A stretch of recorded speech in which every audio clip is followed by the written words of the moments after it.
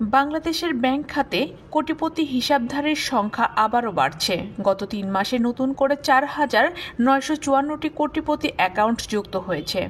কেন বাড়ছে এই সংখ্যা? আসুন জেনে নেই বিস্তারিত।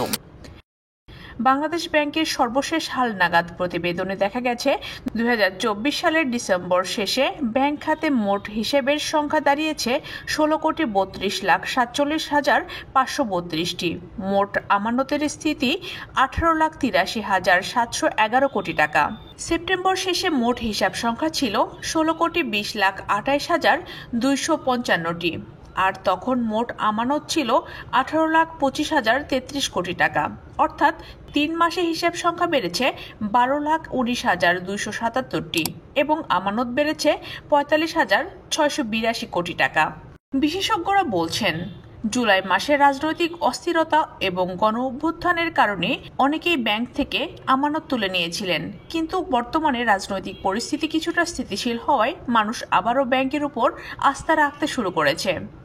কোটিপতি হিসাব মানেই ব্যক্তিগত কোটিপতি নয়। অনেক প্রতিষ্ঠান ও সরকারি সংস্থার বিশাল পরিমাণ অর্থ ব্যাংকে জমা থাকে। এছাড়াও এক ব্যক্তি বা একটি প্রতিষ্ঠান একাধিক অ্যাকাউন্ট খুলতে পারে, যা হিসেবের সংখ্যায় প্রভাব ফেলে। ডিসেম্বর শেষে ১ কোটি টাকার বেশি আমানত রয়েছে এমন হিসেবের সংখ্যা দাঁড়িয়েছে ১,২২,০৮১টি, যেখানে ৩ মাস আগে অর্থাৎ সেপ্টেম্বরের শেষে ছিল ১,১৭,১২৭টি। অর্থাৎ মাত্র ৩ মাসে কোটিপতি হিসাব সংখ্যা বেড়েছে ৪,৫৫৪টি। এক ব্যাংক কর্মকর্তা জানান, আমরা লক্ষ্য করছি ব্যবসায়ীরা ধীরে ধীরে ব্যাংকিং সেক্টরের উপর ভরসা করছে।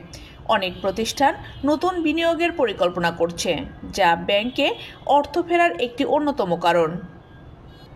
রাজনৈতিক স্থিতিশীলতা এবং অর্থনৈতিক কার্যক্রম বৃদ্ধি পেলে ব্যাংকের আমানত আরও বাড়বে বলে ধারণা করা হচ্ছে।